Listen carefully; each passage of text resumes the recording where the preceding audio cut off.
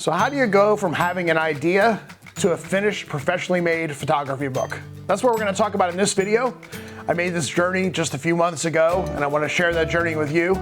Give you some tips and tricks of what I learned along the way of how to go about putting together the concept for, create the photos for, sequence, and have printed, and then even some tips on selling and marketing that I was able to leverage with this book. And hopefully that will benefit some of you as well. For years now, I wanted to create a photography book, but I had a lot of uncertainties about whether the time and effort put into it would be worthwhile, if others would appreciate the work that I put into it, if it would resonate with an audience at all. And frankly, I got to a point where I said, you know what, I don't want to get to a point in life where I said, man, I wish I would have, in this case, created a photography book. And frankly, I think there's a leap of faith that needs to be taken. Just put your work out into the world, not care what other people think about it. Because frankly, the majority of other people in the world that are creating something, putting something out into the world, taking a risk, putting their work out there, maybe in the form of a book, is a very small percentage of individuals. So be one of those small percentage of individuals. Step out and give it a try. And hopefully through this video with the tips I'm going to provide to you, it'll give you some insights into my thought process behind the creation of this book, as well as some tips and tricks along the way that maybe can help you, like so many have helped me on this journey, whether they realize it or not. So technically, this is my second photography book. If you saw my other video that I posted about creating a book with the work of my now deceased father, that was technically my first photo book. But it was also a book that was done in very small, limited print run, specifically for family. And I do plan on actually putting that book out on a larger scale when I can get it redesigned. And if you watch the other video, you'll see why that was the case. But this is my first book that I published with the intent of selling it and putting it out into a marketplace for others to enjoy. So the first step in creating a photo book is really coming up with the concept and the idea. What do you want your book to be about? And there's literally endless possibilities. Anything that you enjoy photographing. It could be about a specific place, a specific theme, a specific type of photos that you want to capture all in one place. It could be travel photography, it could be portrait, it could be street photography. In my case, I wanted to create a book about my hometown. And even though it's a book about my hometown, I wanted to shoot it a little bit differently in a few different ways than just taking photos randomly from around my town. So a little bit of a backstory on the concept for this book. I grew up in a little tiny town in eastern Pennsylvania. I now live in Pittsburgh, Pennsylvania. And my little town that I grew up in was kind of like a little slice of Americana. It was a very blue-collar town surrounded by farmland. Some buildings from the mid to late 1800s still exist in the downtown area. It's gone through a lot of changes over the years. Some would say its glory days are behind it. But still, my dad and my dad's entire side of the family grew up in that part of the state of Pennsylvania. So my dad was also into photography, as I alluded to earlier with the book of his works. But we'd go downtown into downtown Bangor, Pennsylvania, and explore the town and go on a little photo walk together quite often. Maybe it was a special event going on downtown, or maybe it was just wanting to get out and walk around. Maybe it was something that had changed about the town, fresh coat of paint on a building. Probably about the most exciting thing that ever happened. But every time we would do that, my dad would actually walk up and down the streets and kind of take the same photos he always took. When I looked back through the archives of all the photos my dad took, there's probably 100 photos of the same building, from the same vantage point, from the same street corner, from the same height. Not a lot of variety there. And in a small downtown, there's only so much variety you can create in that environment. So I would always say to my dad, like, hey, let's go back in the alley here. Let's go behind the building. Let's go see what's going on the back side of this building. I wonder if there's anything interesting going on a side street instead of the main street that we would go down. And that was really the spark for this book, kind of that difference between how my dad would approach photographing our small town and how I would want to explore and check out other areas and things to photograph in my small town. It also got me thinking, I wonder how many other people in that town and in the area I grew up in Also never looked at their small town from that vantage point. Maybe it's a side street, maybe it's a building they just drive past every day, but they don't look up and look at the top of the building. Maybe it is in the alleyways and the backside streets. But what I really wanted to do is get people thinking about their town differently, and to look through the photos in the book and say to themselves, where's that at? How did he find that? I think that's up the street on 8th Street. Maybe it's down on Market Street. I don't know. Next time we go out, let's go see if we can find that photo and that location that Scott had in the book. The second thing I wanted them to start thinking about was, what photos could they take, either in that small town or their small town, that would give a different perspective on the town as well. So that was the impetus behind this entire book, the motivation behind it, and kind of the initial kernel of thought that sparked the idea behind the book. The second thing I knew, and that I made an early decision on, was that I wanted to shoot the entire book using film. Specifically, I wanted to use medium format film, 120 film, and I wanted to use this camera. So this is the Mamiya C220. It is a square format, medium format camera. It's actually what they call a twin lens reflex camera, where you look down through the top of the camera in order to view the images. So it's a very, very different shooting experience as you look down through the camera to shoot. But it also, the biggest thing is that it shoots square format images. So I knew right away that that's the format that I wanted to utilize, and I wanted to shoot the entire thing on film because I think film has a little bit of a special nostalgia and special grit to it that digital doesn't always have. I also kind of thought it aligned to the theme of just kind of this idea of undiscovered, exploratory, throwback in a small town kind of vibes that I thought film might be the way to go. In retrospect, I'm not sure if I would have still done the whole thing on film. Probably, because I like the results and I like the square formatting of images, although I could have done that in digital too. But as we'll talk about here in a little bit, the cost of that definitely escalated and cut into the profit margins as well. But it's definitely an added cost by doing so. Since I live in Pittsburgh as well, it wasn't like I could go out every day or look outside and go, wow, it's a gorgeous day, the lighting's awesome, it's golden hour, I'll go out now and capture photos.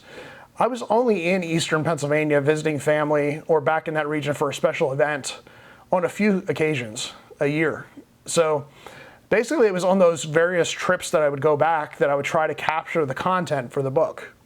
So that provided all kinds of challenges. You know, again, I might go back to Eastern Pennsylvania and the weather was terrible, or the lighting was terrible, or I don't like shooting in winter, or the lighting was great, but the sun was in the wrong position at the time of day that I had to go and shoot photos. So literally capturing the content for this book took me somewhere between 3 to 4 years of various trips back to Eastern Pennsylvania in order to capture those images. I mentioned I used film for this. I don't have a dark room and don't really have the time or energy or space to develop my own film. There's also, here in Pittsburgh, not really a great place to take my film to get developed. So I actually sent my film away to be developed. I prefer Richards. It's a great camera film development shop out in California. They do phenomenal work. So I wanted a top-notch developer. So I sent it to them. So I sent it out there to be developed. I also had the film scanned, also something that I could have done on my own, but again, didn't have the time or the technology resources currently, and didn't want to invest into those in order to scan my own film. So I basically had it developed and scanned. When you shoot film on this particular camera body, you only get 16 frames on a roll of film.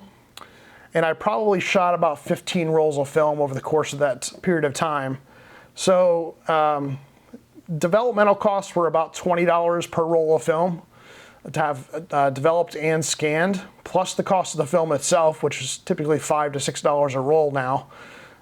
So I probably spent at least $400, if not more, just on film, development of the film, and scanning of the film before any other costs were incurred on development of the book. Of course, there's no right or wrong way to go about putting a photo book together.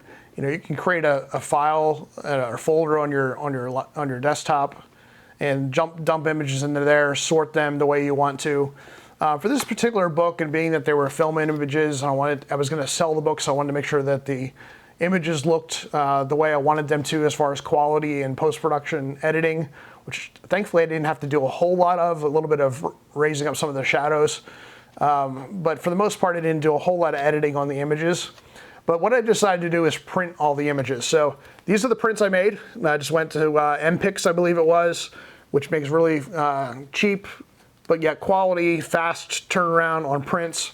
And I basically printed out every image that made the first cut. So I didn't print out every single image I took. There were certainly some where the exposure wasn't right. I absolutely hated the photo in retrospect. So I tried to do a first narrowing down, but as you can see, there are still quite a few photos that made it through the first cut. And what I was able to do with this was just, again, touch and feel the images, see what they were going to look like in a printed form, which I think is important when you're making a book, and really start to think through which images did I want to make the book and not be in the book. So that was my next step in the process, was to print out these small prints, and now I need to figure out something to do with them. So I might end up giving them to my mom to use for crafting or something like that, but maybe I'll give them away to all of you. So drop a comment down below if you like one of these original prints from the book. Maybe I'll send some of those out to you guys if you leave comments below. So something to maybe consider. So after I narrowed down the photos that I definitely wanted to appear in the book, the next thing I had to do was figure out the sequencing of how I wanted the photos ordered in the book. And there's kind of a science behind that. It could be a free-for-all. It could be just throw them all in the book and print it. That's certainly an approach you can take if you want to. But I watched a lot of YouTube videos on how others had created books. The other thing I did a lot of research on was the photography books that I own. I own a lot of photography books. And what did I like about certain books? What did I like about the size of the prints, or the ordering, or the sequencing? What exactly did they do in order to put images side by side, or back to back, or on the same page together? Did I want to do one photo per page? Did I want to do multiple photos per page? How exactly did I want to lay it out? But also, how did I want the book to flow? So the best way I could think of to do that was to print all those photos yet again, this time on 8.5 by 11 paper. And I actually utilized one of my training rooms at my office to after hours to help with this. But basically went into the office and took every photo that made the first cut and laid them all out randomly on the table. And then started to go, it was actually at a kind of a circular meeting style setup of our room, which was very helpful. And basically started to just move the photos around and organize them in what seemed to resonate with me. Sometimes that was, maybe it was color photos linked together. Maybe it was photos that had similar color themes together. Maybe it was a subtle play off of the way that the lines and the leading lines in the photo were that made them kind of seem like they sunk together, synced up or synergized. Again, it's really a very personal decision on how you want to go about that. But this process of laying out all the photos, being able to see the entire collection of the photos, and then walk around and make some subtle changes, as I was able to take one of the sheets of paper and say, you know what, I think that one's better later in the book, or I don't want to open with that photo because I think it's one of my better photos. I want to put that later into the book. I want to start off with something relatively strong so I don't lose interest right out of the gate on the photos. But again, how's it going to flow? So I spent about an hour and a half to 2 hours just kind of mulling over those photos, reorganizing them, and getting them into some semblance of an order. The other thing that did is it actually helped me to determine some additional photos that didn't make the cut. Some of the photos were redundant with each other. Some of the photos just didn't stand out as strongly. And frankly, I was also trying to make the book not too large. As you can see, the book is not that thick. That's partially because I just wanted to make it manageable for the reader to hold and to get through, but also wanted to keep the cost relatively low. So didn't want to make too many photos in here. So did eliminate a few in that process of sequencing as well. Some of these ideas weren't necessarily in the same order. They were free-flowing ideas that came early in the project. Sometimes they popped into my head and I made notes of them for later. And some of these I kind of had a general feel for what I wanted to do from the very beginning, like having a square format. But the next step in the process for me was to really determine the layout details of the book. And not only the sequencing of the photos, but more specifically, did I want to have one photo per page? Did I want to have multiple photos per page? Did I want to have photos on both sides of the paper or just one side of the paper? So I really wanted each photo to kind of stand on its own. So one of the things you'll see in here for sure in all of the images is that I decided to go with about as large as I could get it on the page without being a full bleed image. I still wanted that white border around the edge. And I put nothing on the back side. So it's literally one photo per page turn. And you can really just kind of focus in on that one photo and really kind of let it resonate and really kind of dig into that one photo and let it stand on its own. Again, there's no right or wrong on that. That's just what I decided I wanted to do with this. And so that's how the book's kind of initially designed, one of those design considerations. The other design consideration that you're probably going to see right away is traditionally a book would be like this, right? So the binding is going to be there on the left-hand side. It's going to open in a traditional fashion, and then the photos will be this way. And that could be done, and I wanted to do that, or could have done that, but in this case, because I was talking about looking at things differently, because I was talking about a theme of a book where I wanted to explore and cock your head to the side a little bit or look at things differently or from a different perspective, I thought the book should be laid out that way too. So that's why I decided to go with the binding across the top, and basically just had to flip all the images to the side when I did the design in the online platform for the printer. So I am kind of curious to know, like, when it came in, if they were like, oh, he set this up wrong, or is this how he meant for it to be? So thankfully they didn't like redo it and change that on me. So that was, again, part of the decision making. I also wanted a book that was large enough that, again, you could get a full appreciation of the details in the photos, but also not so large that it would be bulky and that you couldn't sit on the couch next to a loved one or a friend and kind of sit down together and look through the book. So I think this is a great size. I'll put the exact size specs down below because I don't remember, as I'm recording this, the exact size measurements for this particular book. But I will put those measurements in a comment down here below so that you can see and know exactly what size this was. But again, part of the decision for this size was based on other books I have. So since I have a lot of other photography books, I was able to kind of look at others, measure those, and kind of get a feel for, hey, yeah, that's kind of the size I want. That's a little too small. That's a little too big. And then, of course, look at the print company I went with and see what size options were available. Outside of photography, I'm not really a super artistic person. So I could have hired a graphic designer to create a cover design, as well as just lay out the book in general. But I didn't want that added expense and kind of wanted to do this whole project on my own. So I started off with the cover design by just going into ChatGPT, putting in a bunch of different prompts about exploring your hometown and nostalgia and hometown feels and exploration and all kinds of different things to generate some images that I thought might be interesting for the book cover. And none of them really felt like my hometown. None of them really resonated with me. Some of them were just weird.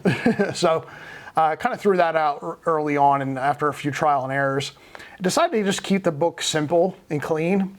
So this image on the cover is one of the images that's in the book.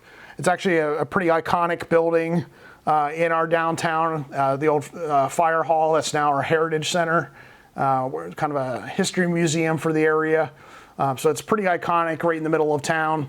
But it's also from shooting it from the alleyway. So it kind of also ties in with that theme of looking at things from a different perspective and getting off the beaten path to go and discover. Of course, the next thing I also had to come up with was what did I want to call the book and name the book. Ended up going with Beyond Main Street, as you can see. Again, trying to play off that theme of beyond the typical roadways that you're walking and exploring down. And again, things like ChatGPT were very helpful in brainstorming variations on that and coming up with some different options for titles. The other cool thing with this book was because of the printer and the options that were available to this, this is a high gloss finish on the front, but I was able to put the beyond Main Street on the binding as well, which was kind of nice. And then a maroon backing, which this is actually the color of our high school's, I don't know, brand, if you will. Team uniforms, color theme for the town basically is maroon. So it was kind of nice that that was serendipitously available, because it wasn't something that they had a wide array of color choices for the covers of the books. But as soon as I saw that they had maroon, I'm like, oh, absolutely, we're going with maroon for this book. So I like the idea of it being black and white, color background, name on the spine. I think it all came together really nicely. Just a quick pause here. If you're getting some value out of this video, learning a couple things new, maybe a couple tips or tricks or thoughts on how to go about approaching doing your own photography book, I'm just going to ask you now to go ahead and hit that like button down below. Leave a comment if you are thinking about creating a photo book of your own, if you have created a book of your own. I'd love to hear about what the theme was for your book, or any other tips or comments you have about the process. But also appreciate a subscription if you're getting value out of this, so that you don't miss any of my other future content that I drop, because I do have a lot of ideas, and we'll talk here at the end of this video a little bit about some of my other book ideas. This is not going to be the last of the photo books I put together. So let's talk about printing companies for books, just briefly. I'm not going to go through all the details comparing all of the different printing companies that are out there. There's plenty of YouTube videos out there you can go and check out about that. And frankly, that's where I went to do my research, was on YouTube. And did a lot of research on comparisons of the different companies, the pros, the cons, the prices, the quality. A lot of other people have done a lot of legwork on that, so there's no need for me to do so or to repeat that here in this video. But after looking at all the different options, there was a couple things that I specifically was looking for. First of all, I was looking for cost. I was trying to keep the cost down, and I know a lot of times photography books, especially as you get into 50 plus pages of a book, can get very expensive very quickly. The book I did for my dad with his photos is much larger than this, larger format, a lot more pages, a lot more photos. That was almost a $150 book, which is part of the reason I haven't redone it yet, because it's going to take some time and effort, but also I have to figure out a way to make that smaller and to get the cost down on it, because I'm not sure how many people are going to buy a $150 photo book, although I have. So I have multiple $150 books in my collection here, but I don't think the average person is going to do that. So I wanted to keep the cost down. I also wanted quality, of course. I also wanted ease of layout and being able to design the book in their system. And the last thing I was looking for was something that would provide the option for direct consumer shipping, direct to customer shipping. So I didn't do that with this book, at least with the first run of the book, and we'll talk more about that here in a minute. But I wanted the option of going with a printing company that I could use for the next several projects that I'm thinking about. And that for each of those projects, I would have the option of having direct fulfillment through the printing company. So basically, it would just be able to provide a link to the book. An order would come in, it would go direct to the printing company. They would fulfill their order and ship it directly to the customer. And I could be pretty hands-off in the process. So that's something I was looking for in a company as well. And that's why I decided to go with Mixam. So I decided to go with Mixam, M-I-X-A-M. I'll put a link in the description of the video for their website. It's not an affiliate link. I'm not affiliated or revenue sharing with them in any way, shape, or form. It's just what I decided to go with that best met my needs. The first thing I was able to do with Mixam was get a paper sample pack, which is free. So you can go on their website and request a sample of their papers, because they have various types of paper, various weights of paper that you can determine which you want to use. And then they actually send them to you in a nice little packet with flyers and a little, almost like a little comic book style. So you can kind of get a real feel for the thickness and the weight, whether you're going to do soft bound, or they don't really give you any options for hard bound, because there's really only one option. But that was kind of nice to be able to look at the papers, and you know, you can see a description on the website of the different types of papers, but sometimes it's confusing, or it's just better to see it and feel it for yourself to know what kind of paper you want to go with. So in addition to cost, as well as the option of being able to get that paper sample pack, the other things I liked about Mixam were things like the volume of books that I could produce through them. I mentioned the direct-to-consumer, direct-to-customer option already. The flexibility in the various printing formats that they have, and that includes zines, which is basically like a small magazine or self-printed magazine, if you want to think of it that way. Because I am thinking about for future projects that maybe I'll do a couple of zines as well, which are pretty popular in the photography community, but also small and cheap. And you can get very creative with the design of those. So I might do some zines in the future. And they had that option as well, which was nice. So again, this is a printer that I could stick with for a while. It's a printer that I could use for multiple projects going forward. And I think there's some benefit to some of that consistency and familiarity with the vendor. So the first thing I did was I ordered a test copy. I actually have that around here somewhere, but it doesn't look too much different from the original copy. There was a couple of things that I just didn't know how they would turn out. And I'm really glad I did that before I printed a larger run of the book.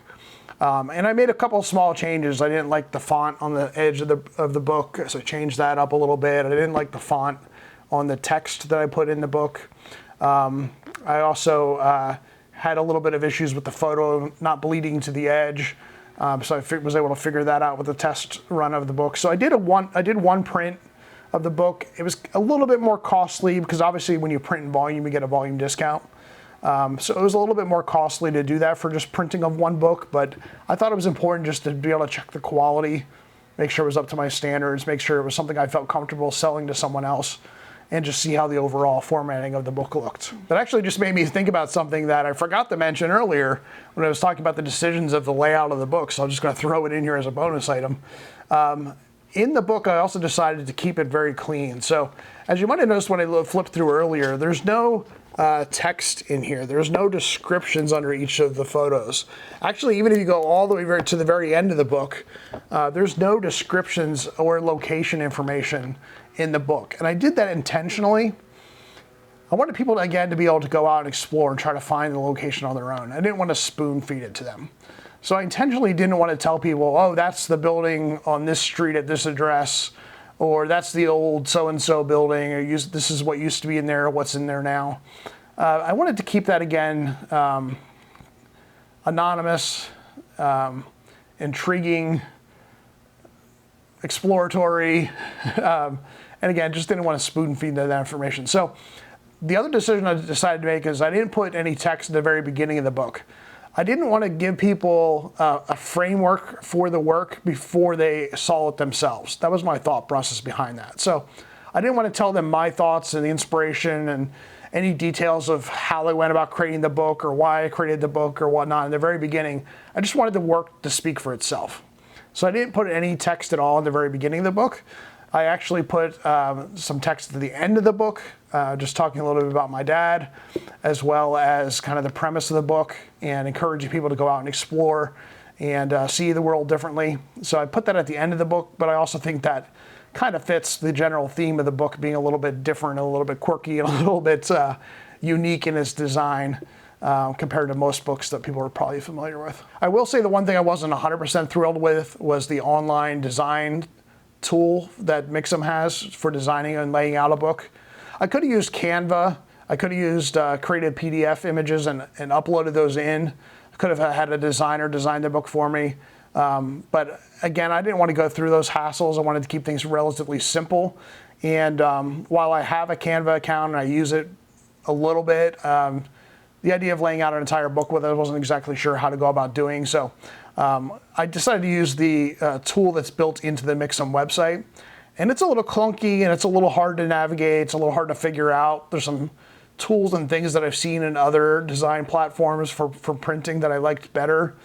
But I was able to make it work. There was a few times though I was on the phone with customer service, and I did talk to them a few times about, man, you really need to fix your website. And actually the one customer service person agreed with me and said that a new version was in the works. So maybe by the time you're watching this video and you go to the Mixam site, you might be like, it's great. I don't know what you're talking about. Maybe the next time I go in there, actually, it'll be like, wow, it's so much better. Thank God. But that's just, again, a little bit of transparency.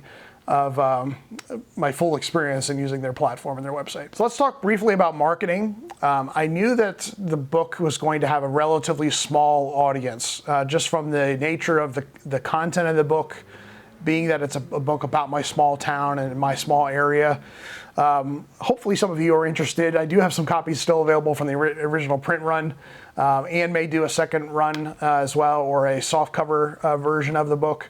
But I know that it was going to mostly resonate with those that are from that area. I knew that and had that expectation from the get-go. And I think it's important to kind of level set your own expectations.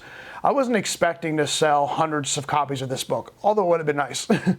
I really had a really low bar and really wanted to create the book and do the project for my own benefit, and for the fact that I wanted to have the experience of capturing this content, challenging myself to create the content, challenging myself to create the book, challenging myself to put my work out there to the world.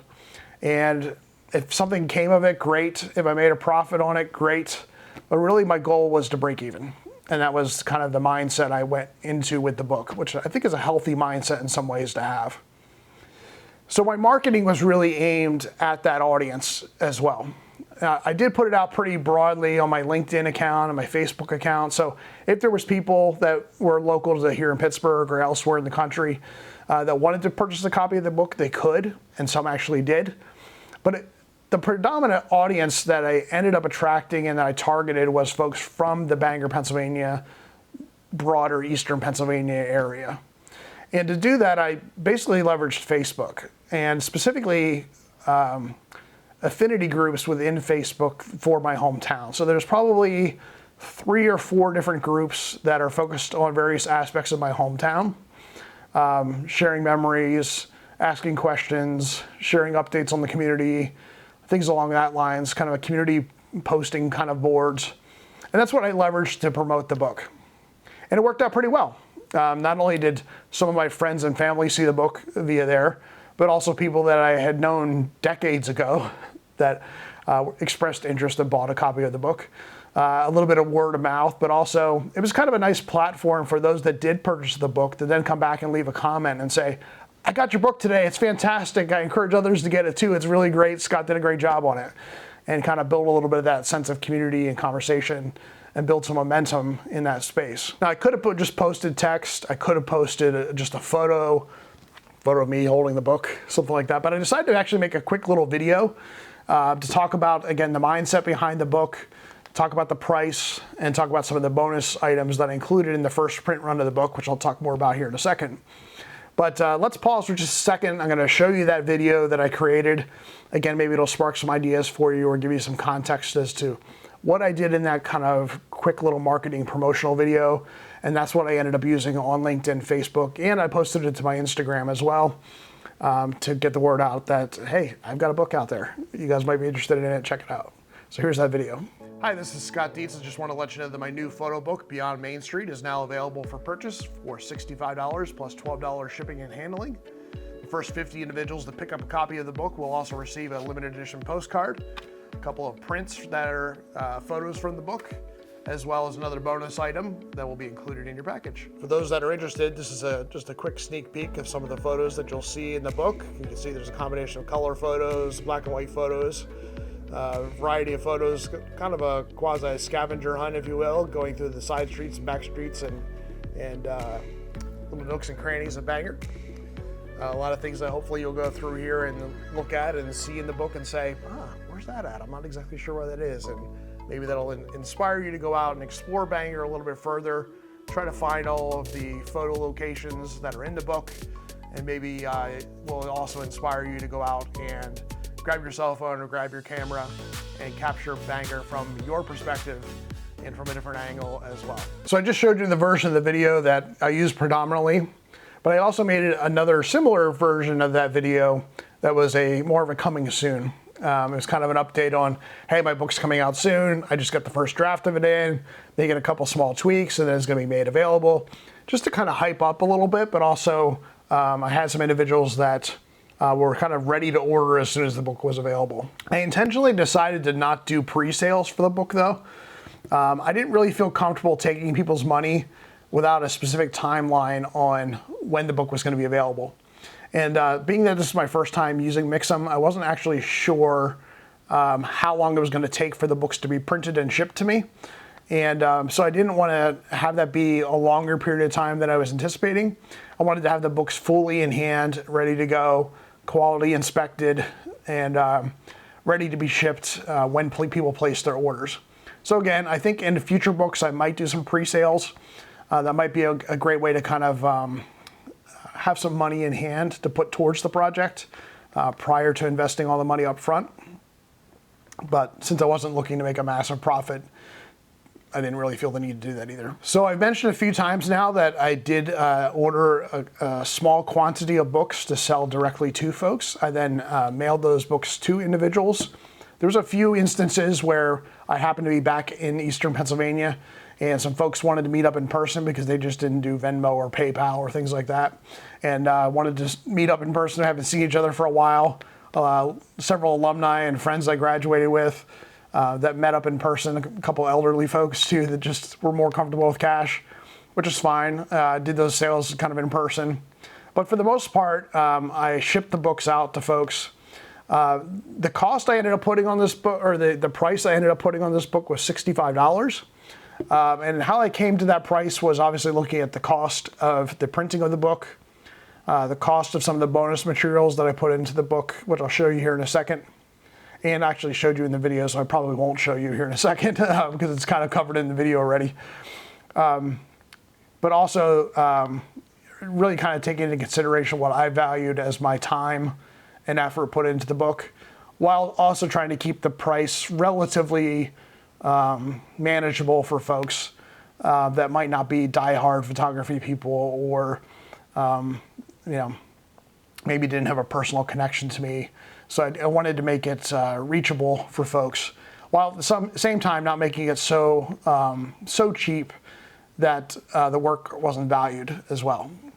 Again, this goes back to the research of me having purchased a ton of photography books over the years, so I know what I've paid for other photography books and kind of have a general sense of, based on the size and the content and self-published versus mass-published, what you can do as far as book prices that are purchased on the marketplace, because I bought them.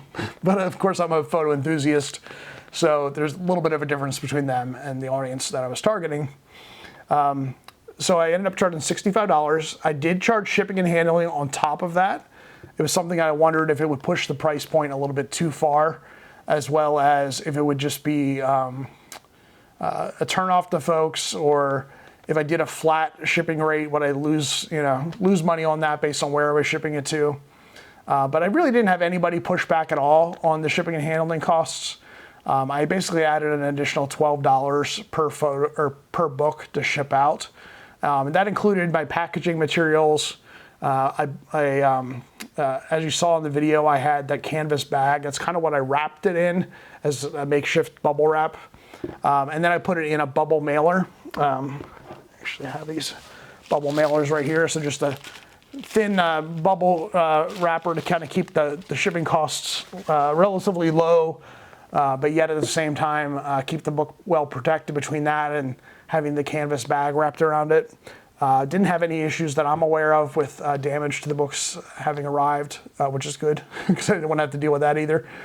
But really didn't have any pushback at all on that. And of course, the people that I sold the books to directly in person, I didn't charge them shipping and handling charges on the book. And then of course, I printed a few extra copies out of that initial 50 print run that was specifically for family. They were great gifts for Christmas or birthdays and stuff that I gave out as gifts to some of my family members.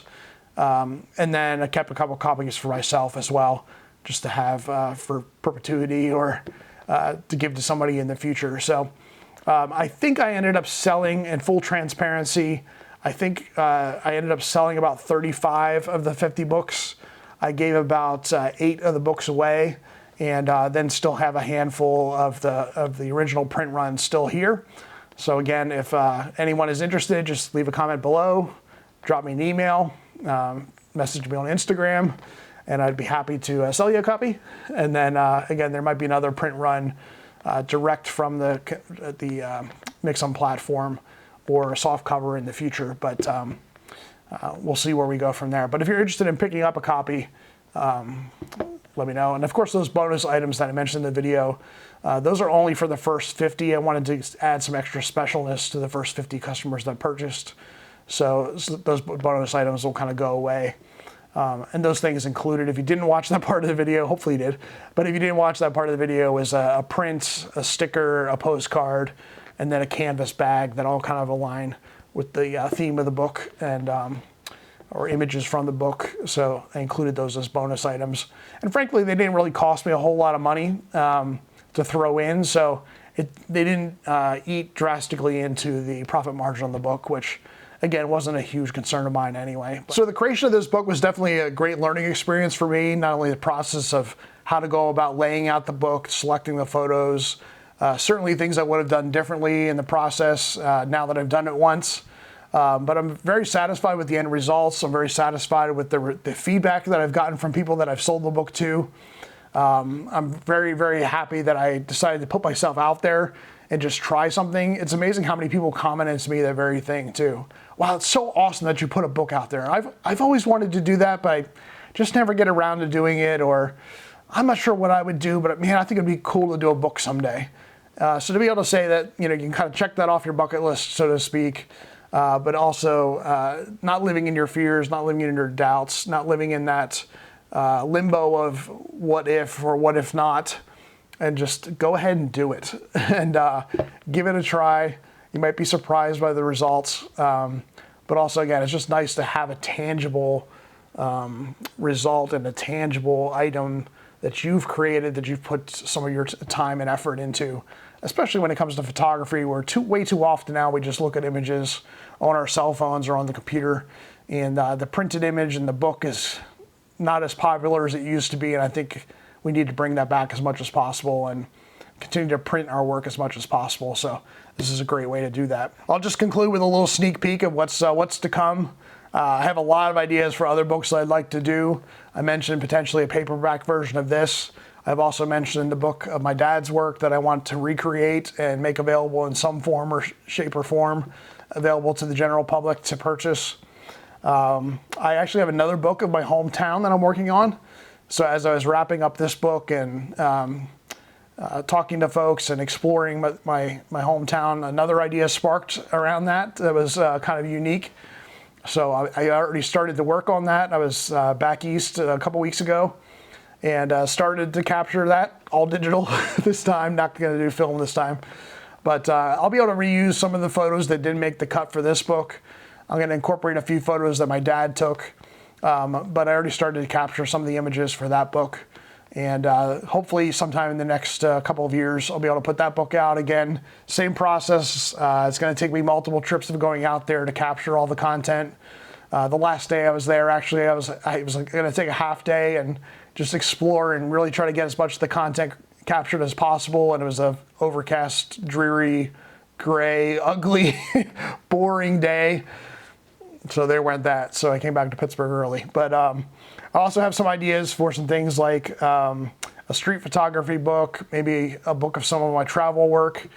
And who knows from there. But I think it'd be kind of cool to have a whole series of books created and to offer those out on a periodic basis to the world.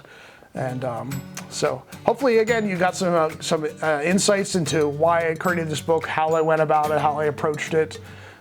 Maybe give you some encouragement and some motivation to go out and create your own. I would love to hear in the comments below if that was the case.